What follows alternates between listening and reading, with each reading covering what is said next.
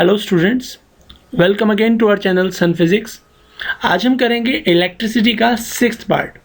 इसमें हम NCERT problems cover करेंगे, वो इन टेक्स्ट भी होंगी और जो प्रॉब्लम्स वाली हैं वो भी होंगी। पहले हम कर रहे हैं पेज नंबर 200 के क्वेश्चन, जो इन टेक्स्ट क्वेश्चन है। अगर आप एनसीईआरटी की बुक साथ में लेके बैठे हैं तो आपके लिए काफ़ी ईजी रहेगा। अदरवाइज़ आप इस वीडियो को पॉज करके जाएँ और एनसीईआरटी की बुक लेके बैठे हैं, साथ में एक नोटबुक होगी तो आप साथ में कॉपी भी करते जाएंगे। तो पहला क्वेश्चन है, what does an electric circuit mean? एक इलेक्ट्रिक सर्किट का क्या अर्थ है? An electric circuit is a continuous and close path of an electric current. If the circuit is complete, current can flow through the circuit. अगर वो circuit complete हो, केवल तभी उसमें से करंट पास हो सकता है। Define the unit of current. Current की जो ऐसा यूनिट है वो एम्पियर है। SI unit of electric current is ampere. Current is said to be 1 ampere if 1 coulomb of charge flows per second across section of a conductor. किसी भी conductor में से अगर 1 सेकेंड में 1 कूलम चार्ज फ्लो होता है तो हम कहते हैं कि उसमें से 1 एम्पियर करंट पास हो रहा है। Next, calculate the number of electron constituting 1 coulomb of charge. 1 coulomb charge कितने इलेक्ट्रॉन मिलके बनाते हैं? किसी बॉडी से इलेक्ट्रॉन जाते हैं तो उस पर पॉजिटिव चार्ज आता है, किसी के पास आते हैं तो उसके पास नेगेटिव चार्ज आता है। तो 1 कूलम चार्ज बनने के लिए कितने इलेक्ट्रॉन्स का कंट्रीब्यूशन ज़रूरी है? अब हमें पता है चार्ज ऑफ 1 इलेक्ट्रॉन कितना होता है, 1.6 × 10⁻⁻19 कूलम। अब number of electron in 1 coulomb of charge वो कितना हो जाएगा, 1/1.6 × 10⁻⁻19। ये Q = NE वाले फॉर्मूले से है जो हमने अपनी वीडियोस में कवर किया हुआ है। तो ये आ जाता है 6.25 × 10⁻18 electrons. Page number 202। Name a device that helps to maintain a potential difference between across the ends of the conductor. एक कंडक्टर के एंड्स के अक्रॉस पोटेंशियल डिफरेंस डेवलप करने के लिए जो डिवाइस यूज़ होती है उसका नाम बताना है आपको। तो बैटरी या फिर सेल भी हो सकता है। Next, what is meant by saying that a potential difference between 2 point is 1 volt. 2 point के बीच में पोटेंशियल डिफरेंस 1 वोल्ट है। ये बात का कहने का क्या मतलब है? The potential difference between 2 points is said to be 1 volt if 1 joule of work is to be done for moving a charge of 1 coulomb from one point to another।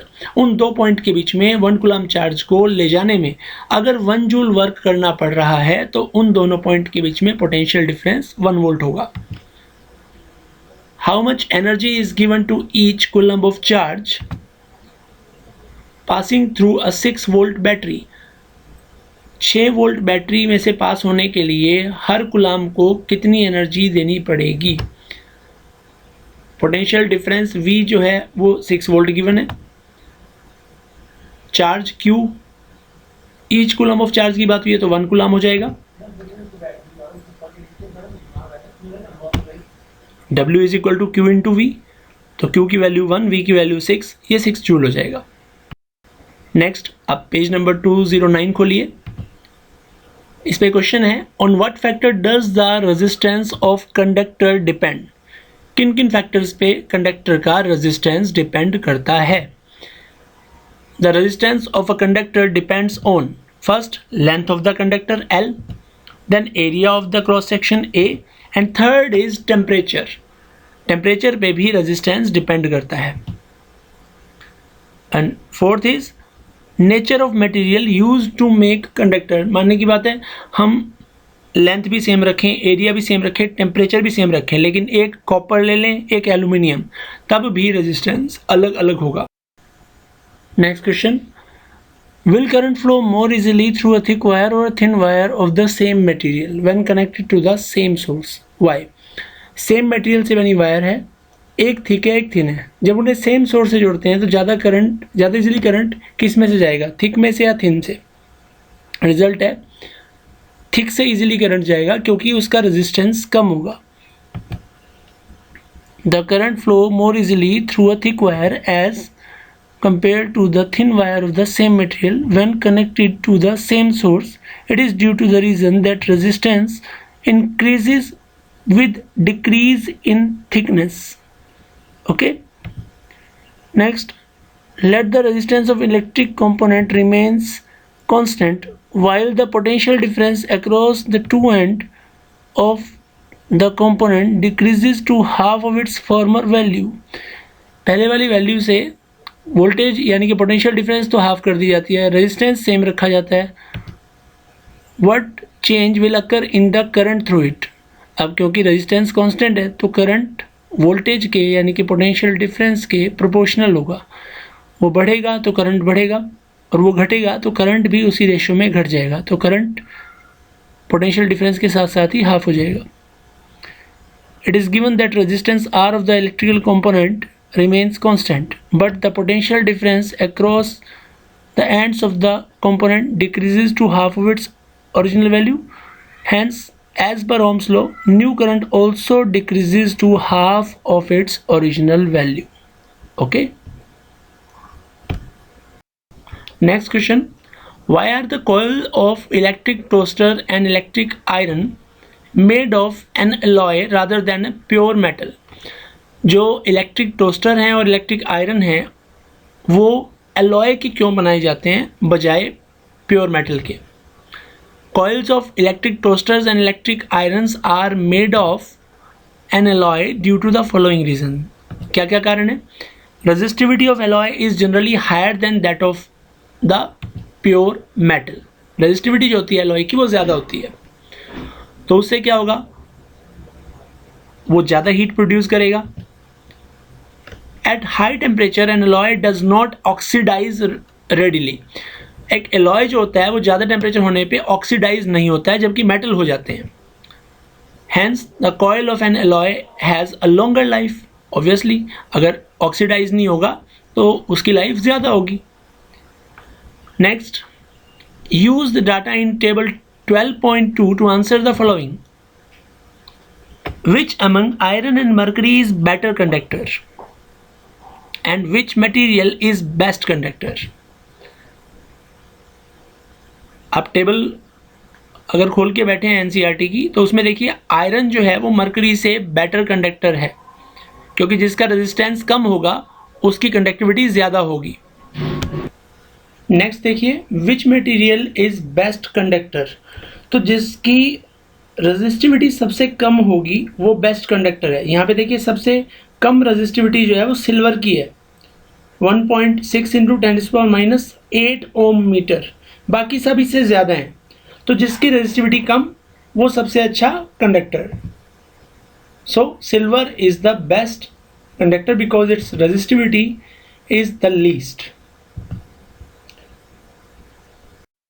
आगे चलते हैं हम पेज नंबर 213 पे। पहला question है draw a schematic diagram of the circuit consisting of a battery of 3 cell of 2 volt each, a 5 ohm resistor, an 8 ohm resistor and a 12 ohm resistor and a plug key, all connected in series. देखिए आपको एक diagram बनाना है, इसमें 3 cell लगे हैं 2-2 volt के, 5 ohm resistor, 8 ohm resistor और 12 ohm resistor है, ये सब सीरीज में लगे हैं और एक प्लग की है। ये देखिए ये आपके पास सर्किट है। ऊपर जो हमने 3 सेल दिखाए हैं पॉजिटिव नेगेटिव, इस पहले वाले सेल के नेगेटिव से अगले का पॉजिटिव, फिर अगला नेगेटिव, उसके नेगेटिव से लास्ट वाले सेल का पॉजिटिव और फिर नेगेटिव। ये टोटल तीनों की वोल्टेज सेम है 2 वोल्ट और 3 रेजिस्टेंस R1 5 ओम, R2 8 ओम और R3 12 ओम। इसमें करंट की जो डायरेक्शन है वो पॉजिटिव टर्मिनल से होते हुए फिर की से जाएगी, फिर R3 R2 R1 से होते हुए नेगेटिव से होके जाएगी। Next, redraw the circuit of question 1। जो अभी हमने क्वेश्चन किया है उसका सर्किट ड्रॉ करना है दोबारा से। Putting in an emitter to measure the current through the resistors and a voltmeter to measure the potential difference across the 12 ohm resistor. What would be the reading of emitter and voltmeter? देखिए यही circuit है, इसमें आपको एक तो emitter लगाना है, emitter current measure करता है तो वो सीरीज ऑर्डर में लगेगा, और पोटेंशियल डिफरेंस मेजर करने के लिए वोल्टमीटर है जो 12 ओम के अक्रॉस लगाना है, यानी कि हमें सिर्फ 12 ओम वाले रेजिस्टर के अक्रॉस वोल्टेज निकालनी है। सो ये आपका सर्किट डायग्राम होगा। देखिए इसमें हमने क्या किया है, जो एमीटर है वो तो मेन सर्किट में लगा दिया है और वोल्टमीटर केवल 12 ओम वाले के अक्रॉस लगाया है। ध्यान ये दीजिए कि पॉजिटिव वाली साइड पहले है, नेगेटिव वाली बाद में है। ओके,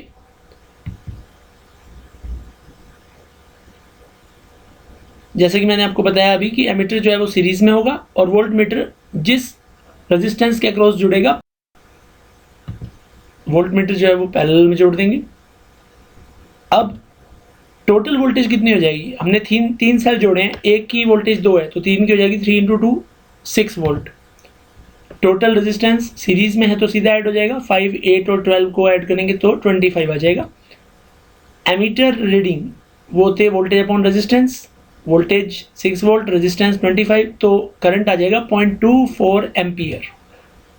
वोल्टमीटर रीडिंग IR, क्योंकि टोटल करंट हमारे पास है, रेजिस्टेंस जिसके क्रॉस वोल्टेज निकालनी है वो 12 है, मल्टीप्लाई करेंगे 2.88 वोल्ट आ जाएगा। नेक्स्ट आते हैं हम पेज नंबर 216 पे। तो जज the equivalent resistance when the following are connected in parallel. कौन कौन से, 1 ओम और 10⁻6 ओम, फिर 1 ओम, 10⁻3 ओम और 10⁻6 ओम। अब इसको सॉल्व करते हैं। जब रेजिस्टेंस पैरेलल में जोड़े जाते हैं तो उसका फॉर्मूला होता है 1/R = 1/R1 + 1/R2 + 1/R3। तो पहले वाले केस में कितना आ जाएगा, 1/R = 1/1 + 1/10⁻6। इसको ऊपर ले आते हैं, 10⁻6 हो जाएगा। 10⁻6 का मतलब क्या हुआ, 1 तो एज इट इज प्लस 10⁻6 0.000001। अब ये वैल्यू 1 से थोड़ी सी ज़्यादा हो जाती है पॉइंट्स में, ये 1/R है तो R जो होगा वो थोड़ा सा 1 से कम होता है, उसे आप नेग्लिजिबल भी मान लो, मतलब जो कमी आई है तो उसे इक्विवेलेंट टू 1 लिखा जा सकता है। अब हमारे पास 10⁻3 और 10⁻6 और 1 है, 3 रेजिस्टेंस, तो इनका पैरेलल कैसे हो जाएगा, 1/1 + 1/10⁻3 + 1/10⁻6, 1/1 एज इट इज। 10⁻3 को ऊपर लाएंगे -3 हो जाएगा, 6 को लाएंगे -6 हो जाएगा। तो ये भी वैल्यू क्या आएगी, 1 से थोड़ी सी कम आएगी, अप्रॉक्सीमेट 1 लिखा जा सकता है, क्योंकि जो 10⁻3 है वो 0.001 होता है। 10⁻6 ऊपर हम देख चुके हैं, तो 1 में अगर इतना ऐड हो भी जाता है तो अप्रॉक्सीमेट वो 1 ही रहता है, ज़्यादा फर्क नहीं पड़ता। इसलिए R की वैल्यू लेस देन और अप्रॉक्सीमेटली इक्वल टू 1 लिखी जा सकती है। Next, an electric lamp of 100 ohm, a toaster of resistance 50 ohm and a water filter of resistance 500 ohm are connected in parallel to a 220 volt source. What is the resistance of an electric iron connected to the same source that takes as much current as all three appliances, and what is the current through it? आपको बताया गया है कि 3 चीज़ें, electric lamp जिसका resistance 100 ओम है, toaster 50 ohm resistance वाला, और वाटर फिल्टर जिसका रेजिस्टेंस कितना है 500 ओम है, वो पैरेलल में कनेक्ट किए गए हैं 220 वोल्ट वाले सोर्स से। अगर उसी सोर्स से एक इलेक्ट्रिक आयरन कनेक्ट कर दी जाए, वो उतना ही करंट लेगी जितना ये तीनों मिला के लेते हैं, तो वो करंट कितना होगा। वोल्टेज 220 वोल्ट गिवन है, R1 R2 R3 हमारे पास है। नेट रेजिस्टेंस जैसे मैंने अभी फॉर्मूला बताया था 1/R1 + 1/R2 + 1/R3, 1/100 + 50 + 1/500, ये 16/500 बन जाता है। सॉल्व करके कितना आ जाएगा, आर आ जाएगा 31.25 ओम। ये नेट रेजिस्टेंस है, नेट वोल्टेज आपको गिवन है। The resistance of electric iron which draws as much current as all the 3 appliances take together, वो इतना ही होगा, क्योंकि हमें वोल्टेज भी उतनी चाहिए, करंट भी उतना ही चाहिए जितना ये कॉम्बिनेशन ले रहे हैं, तो रेजिस्टेंस भी इस कॉम्बिनेशन के बराबर ही होगा उस इलेक्ट्रिक आयरन का। तो आर कितना हो गया, 31.25 ओम। अब आपके पास V है, R है, I निकाल लीजिए। Current passing through the electric iron I = V/R, 220/31.25, ये आ जाता है 7.04 ampere. Next, what are the advantages of connecting electrical devices in parallel with the battery instead of connecting them in series? Electrical devices को battery के साथ parallel में जोड़ने के क्या फ़ायदे हैं बजाय सीरीज़ में जोड़ने के, यानी कि सीरीज़ में जोड़ेंगे तो कुछ नुकसान होता होगा, तो वो हमें बताना है। Advantages of connecting electrical devices in parallel with the battery are as follows. First, voltage across each connecting electrical device is same and device take the current as per its resistance। सबसे पहली बात, सबको same voltage मिलती है और उनको current उनके resistance के अकॉर्डिंग मिलता है। कैसे?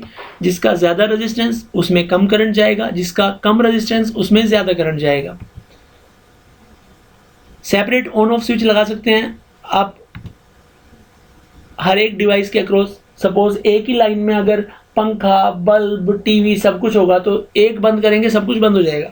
लेकिन अभी क्या है, आप बल्ब स्विच ऑफ करते हैं तो पंखा चलता रहता है, क्योंकि सबके जो ऑन ऑफ स्विच है वो सेपरेटेड है। Total resistance in parallel circuit decreases, hence a great current may be drawn from the cell. Parallel में मैंने आपको बताया था फॉर्मूला जो होता है 1/R, तो रेजिस्टेंस रिड्यूस हो जाता है। उससे क्या होगा, रेजिस्टेंस कम होगा तो करंट ज़्यादा आ जाएगा सेल से, तो सेल से हम ज़्यादा करंट ड्रॉ कर सकते हैं।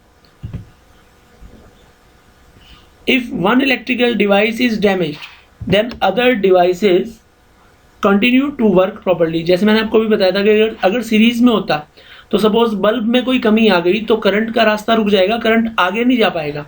तो बल्ब के आगे रास्ते में फैन है या टीवी है या कुछ और है, वो चलना बंद। लेकिन पैरेलल है तो अगर कोई एक डिवाइस डैमेज भी होता है तो बाकी डिवाइसेस को तो अलग अलग करंट जा रहा है, वो काम करते रहेंगे।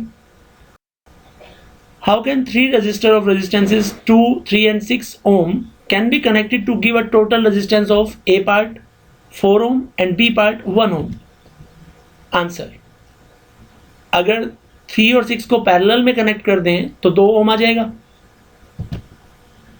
Then the resistance of 2 ohm is connected in series to the combination, तो टोटल रेजिस्टेंस 4 ओम आ जाएगा। देखो 3 और 6 का पैरेलल में 2 आ जाता है। अब उस कॉम्बिनेशन के साथ 2 ओम को सीरीज में जोड़ दो तो 2 + 2 कितना हो गया, 4 हो गया। ये स्ट्रक्चर रहेगा। देखिए ये जो 3 और 6 पैरेलल में है इसका 2 आ जाता है और 2 और 2 4। अगले केस में अगर all 3 resistances are join in parallel तो रिजल्टेंट आ जाएगा 1। करके देखिए 1/2 + 1/3 + 1/6, तो ये हो जाएगा 3 + 2 + 1/6 यानी कि 6/6 यानी कि 1। What is the highest and the lowest total resistance that can be secured by the combination of 4 resistances of 4 ohm, 8 ohm, 12 ohm and 24 ohm? याद रखिए जब भी हाईएस्ट रेजिस्टेंस की बात आएगी तो सीरीज में कनेक्ट कर दो, सीधा जुड़ जाता है, और लोएस्ट की बात आएगी तो 1/R वाला फॉर्मूला हो जाता है, यानी कि पैरेलल में कनेक्ट कर दो तो जो नेट रेजिस्टेंस है वो जितने आपको गिवन है ना, जैसे इसमें 4 हैं 4, 8, 12 और 24, जो पैरेलल में इनका इक्विवेलेंट आएगा वो इनके सबसे कम वाले से भी कम आएगा, यानी कि 4 से भी कम आ जाएगा। ठीक है, तो A part, to obtain the highest resistance all 4 resistances must be connected in series arrangement. In that case resultant R = R1 + R2 + R3 + R4। तो सॉल्व करके कितना आ जाएगा, 48 ओम आ जाएगा। To obtain the lowest resistance all the four resistances must be connected in parallel arrangement.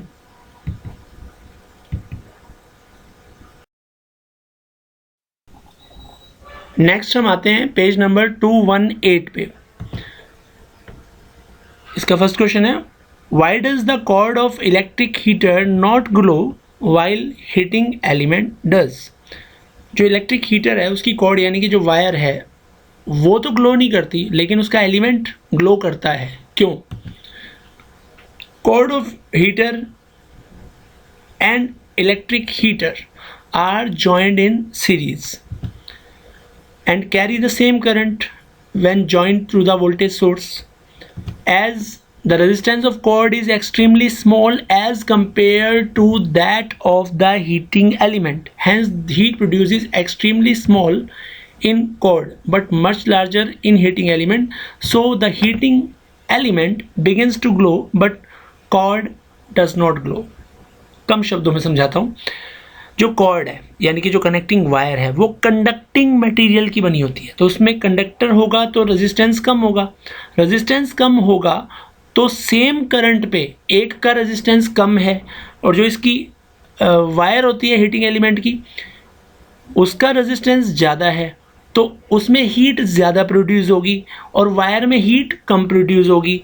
जो glowing होती है वो हीट के कारण होती है, तो सिंपल सी बात है, जो ज़्यादा ग्लो कर रहा है इसका मतलब उसमें हीट ज़्यादा प्रोड्यूस हो रही है। हीट ज़्यादा क्यों प्रोड्यूस हो रही है? क्योंकि रेजिस्टेंस ज़्यादा है। ओके,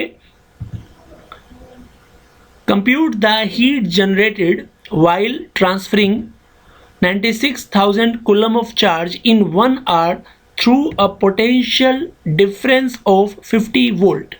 आपको एक घंटे में 96,000 चार्ज ट्रांसफ़र करना है, कितने पोटेंशियल डिफरेंस के थ्रू? 50 वोल्ट के थ्रू। तो हीट कितनी जनरेट होगी? जितना वर्क करना पड़ेगा उतनी हीट जनरेट होगी। तो चार्ज ट्रांसफर्ड कितना है? 96,000 कूलम।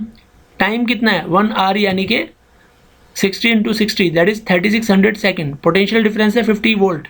अब हमें पता है V = W/Q होता है, तो W = VQ हो जाएगा।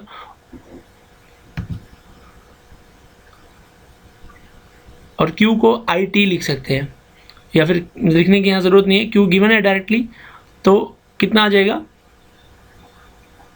4800000 जूल, या फिर इसको साइंटिफिक नोटेशन में लिख सकते हैं 4.8 × 10⁶ joule. Next, an electric iron of resistance is 20 ohm. Calculate the heat developed in 30 seconds. Current जो है वो 5 एम्पियर है, टाइम 30 सेकेंड है, हीट जनरेटेड I² RT, तो 5² × 20 × 30 that is 15,000 joule. Next, page number 220. What determines the rate at which energy is delivered by a current? Electric power determines the rate at which the energy is delivered by a current. Electric power basically क्या होती है? Rate of flow of rate of doing work होती है, यानी कि rate of energy consumption होती है। तो किसी भी करंट के फ्लो होने से कितनी स्पीड में एनर्जी प्रोड्यूस हो रही है, हीट प्रोड्यूस हो रही है, वो पावर से पता चलता है। An electric motor takes 5 ampere from a 220 volt line. Determine the power of motor and energy consumed in 2 hour. अब P = VI होती है, तो V यानी कि वोल्टेज वो 220 है, I यानी कि करंट वो 5 है, तो पावर निकाल सकते हैं। I 5 ampere, voltage 220 volt, time 2 hour, power P = VI कितना आ जाएगा? 1100 जूल पर सेकेंड या वाट। एंड द एनर्जी कंज्यूम्ड वो पावर इंटू टाइम होता है, तो 1100 × 2 आवर्स को हम या तो एज इट इज़ रख दीजिए, तो ये वाट आर में आ जाएगा 2200 वाट आर या फिर 2.2 किलो वाट आर, क्योंकि किलो वाट आर भी कंज्यूम्ड इलेक्ट्रिकल एनर्जी की यूनिट होती है। अगर आप इसे जूल में कन्वर्ट करना चाहते हैं तो 1 किलो वाट आर में कितने जूल होते हैं? 3.6 इंटू 10⁻⁶, उससे इसे मल्टीप्लाई कर दीजिए। आज के लिए इतना ही। इसके बाद जो टेक्स्ट बुक एक्सरसाइज है वो हम इससे अगले वीडियो में कवर करेंगे। यहाँ पे हमने सारा इंडेक्स कवर कर दिया है, ठीक है। एक्सरसाइज वाले क्वेश्चन नेक्स्ट वीडियो में आएंगे। अगर आपको ये वीडियो अच्छा लगा हो तो please like, share and subscribe. और एक बात और, इसकी जो थ्योरी है वो जिन स्टूडेंट्स ने अभी प्रॉपर नहीं देखी है तो उसका लिंक जो है वो इसके डिस्क्रिप्शन बॉक्स में गिवन है। आप उस लिंक पे जाके क्लिक करिए, आपको वो थ्योरी सारी मिल जाएगी।